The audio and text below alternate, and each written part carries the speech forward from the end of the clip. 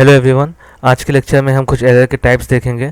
यहाँ पर बताए गए हैं, आपके कुछ एरर्स बताए गए हैं। यहाँ पे देखिए, फर्स्ट है सिस्टमेटिक एरर्स। तो सिस्टमेटिक एरर्स ऐसे होते हैं जो पॉजिटिव और नेगेटिव होते हैं। ऐसे एरर्स को हम सिस्टमेटिक एरर कहते हैं। उसको हम कैटेगराइज करें तीन चीज़ों में। एक है इंस्ट्रूमेंटल एरर, सेकंड है एक्सपेरिमेंटल और टेक्निक्स एरर जिसको हम सिस्टमेटिक एरर भी कहते हैं, और तीसरा है पर्सनल एरर। तो हम वन बाय वन देखेंगे कि ये एरर्स होते क्या हैं। फर्स्ट देखेंगे इंस्ट्रूमेंटल एरर।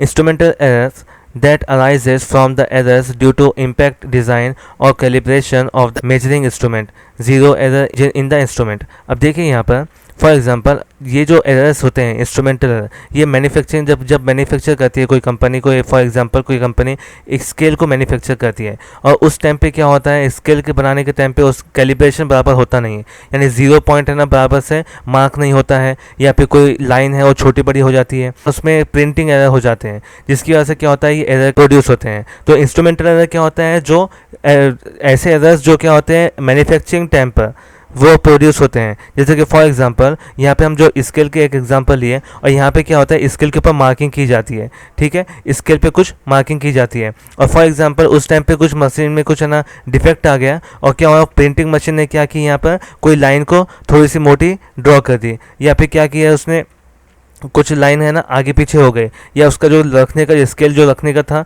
वो आगे पीछे रखने में हुआ, जिसकी वजह से क्या हो गया इसके पूरे डायमेंशन चेंज हो गए। तो इस तरह से ये इंस्ट्रूमेंटल एरर क्या होता है प्रोड्यूस होता है। तो ये मैन्युफैक्चरिंग टाइम पर स्टार्ट होता है। जैसे आपने देखे होंगे कोई आप है ना अगर कोई इलेक्ट्रॉनिक का कोई मीटर लेते हैं, फॉर एग्जांपल आपने ना ग्लूकोमीटर लिया है, ओके, आपका ब्लड शुगर चेक करने के लिए ग्लूकोमीटर लिया है, तो उसके ऊपर क्या होता है कुछ एरर बताता है, यानी जो स्ट्रिप उन्होंने बनाते हैं स्ट्रिप में क्या होता है थोड़ा सा कुछ ना कुछ एरर आता है, तो उसमें क्या होता है उन्होंने पहले ही बता देते हैं कि उसमें ±0.1% एरर है या 0.01% एरर है, इस तरह से उन्हें पहले ही बता देते हैं। तो ये क्या होता है वो इंस्ट्रूमेंटल एरर आता है, ठीक है। नेक्स्ट होता है सिस्टमेटिक एरर, जिसको हम एक्सपेरिमेंटल टेक्निक्स और प्रोसीजर एरर भी कहते हैं, ठीक है, तो उसी को सिस्टमेटिक एरर भी कहते हैं। तो ऐसे एरर जो क्या होता है सिस्टमेटिकली आते रहते हैं। जैसे कि फॉर एग्जांपल जनवरी के सीज़न में क्या किए, जनवरी के टाइम पर आपने क्या किए, कोई है ना इंस्ट्रूमेंट से रीडिंग्स मेजर किए और उसका रीडिंग आपको 89 आया है, ठीक है, 89 उसका रीडिंग आया है, और जब उसी आपने क्या किया उसको है ना मई में मेजर किए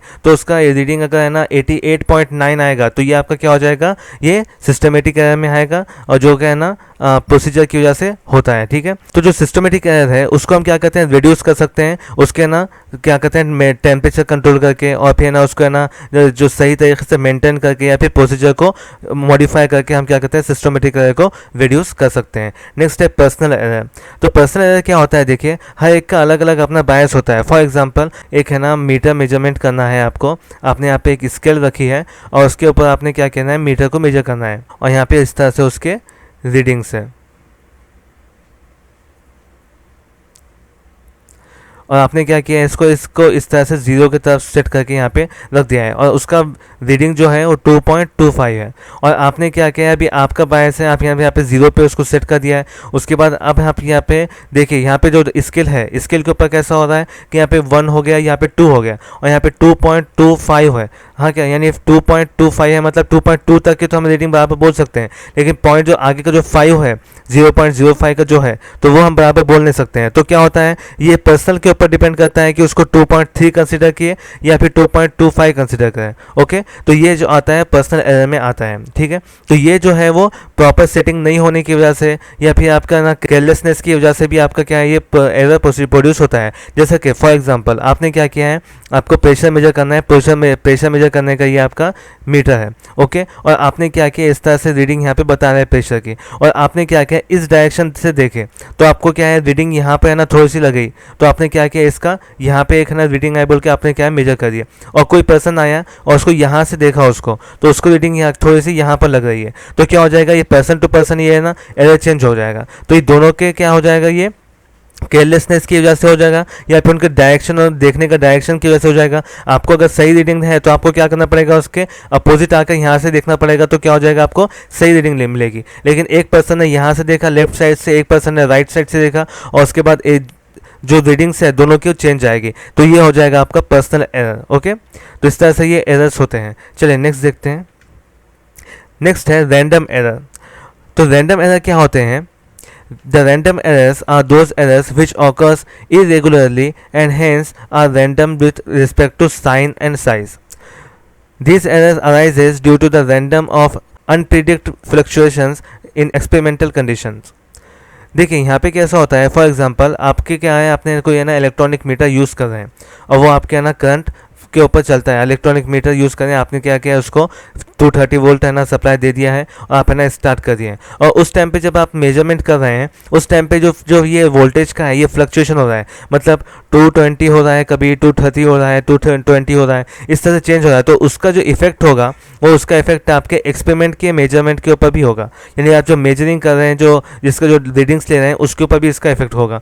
जैसा कि फॉर एग्जांपल नॉर्मली रीडिंग्स ले रहे हैं, एक्सपेरिमेंट परफॉर्म करने के टाइम पर क्या हो रहा है, कुछ सडनली क्या हो गई है, बारिश पड़ना स्टार्ट हो गई है और टेम्परेचर कम हो गया है। तो टेम्परेचर कम होने की वजह से भी क्या हो जाएगा, आपके एक्सपेरिमेंट के ऊपर उसका इफेक्ट पड़ेगा। फॉर एग्जांपल आपने क्या कर रहे हैं, आप एक्सपेरिमेंट परफॉर्म कर रहे हैं, उसके ऊपर उस टाइम पे ना ह्यूमिडिटी बढ़ गई है और ह्यूमिडिटी बढ़ने की वजह से भी आपके एक्सपेरिमेंट के ऊपर इफेक्ट पड़ेगा। नेक्स्ट है least count error.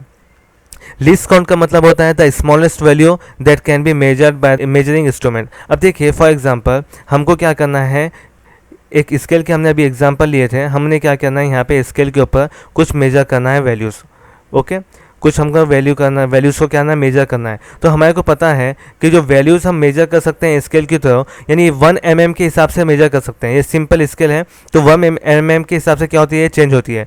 1 mm, 2 mm, 3 mm, इस तरह से ये हर एक का क्या होता है, चेंज होता है। कि इसको हमें ना 0.1 तक के हमें इसको देख सकते हैं, यानी इसकी वैल्यू हम 0.1 तक के है ना मेजर कर सकते हैं। यानी 1.1 होगा तो ये करेक्ट होगा, लेकिन अगर 1.15 होगा तो यहाँ पे है ना कुछ प्रॉब्लम आ जाएगा, या तो फिर आप उसको 2 बोल देंगे, 1.2 बोल देंगे, या फिर 1.1 बोलेंगे। तो ये जो लीस्ट काउंट हो रहा है, मतलब हम इसका कम से कम कितना मालूम कर सकते हैं, तो इसको क्या हो जाएगा, लीस्ट काउंट हम बोल सकते हैं। ठीक है, तो लीस्ट काउंट क्या हो जाएगा कि हम किसी भी स्केल का स्मॉलेस्ट वैल्यू कितना हो सकता है। जैसे कि हमने बहुत ज़्यादा हाई प्रिसीजन की स्केल ली है जिसका जो मेजरमेंट है तो हम 0.0001 होता है, तो वो क्या है, उतना ज़्यादा हाई प्रिसीजन होगा। और हम क्या कर सकते हैं, अगर इसके बाद की अगर कोई डिजिट मेजर करना है तो ये हमारे लिए डाउटफुल होंगे कि ये सही होगा या नहीं होगा, तो ये होगा आपका लीस्ट काउंट एरर। ओके, तो इस तरह से हमारे पास ये एरर के पूरे पॉइंट्स है वो सब कुछ कवर होते हैं। ठीक है, ये जो चैप्टर है आपका नियर अबाउट पूरा खत्म हो चुका है। ठीक है, ये आपका ना क्या कीजिए, एनसीईआरटी के बुक में पूरा पढ़िए एक बार इसको, कुछ पॉइंट समझ में नहीं आ रहे हैं तो भी आप मैसेज कीजिए। ओके, इसके जो एनसीईआरटी के बुक के जो सॉल्यूशंस हैं वो इंशाल्लाह मैं आपको प्रोवाइड कर दूंगा। रिवाइज करने स्टार्ट कीजिए, इसके पूरे जितने नोट्स हैं वो लर्निंग नोट्स निकालिए और मुझे सेंड कीजिए। इसके बाद के लेक्चर में हम क्या करेंगे, कुछ है ना आपके कुछ डाउट्स होंगे तो वो क्लियर करेंगे। रिवाइज कीजिए और रिवाइज करके मुझे बताइए कौन से डाउट्स हैं, तो उसको हम क्लियर कर देंगे। ठीक है, तो इस लेक्चर को यहाँ पे वाइंड अप करते हैं। Thank you.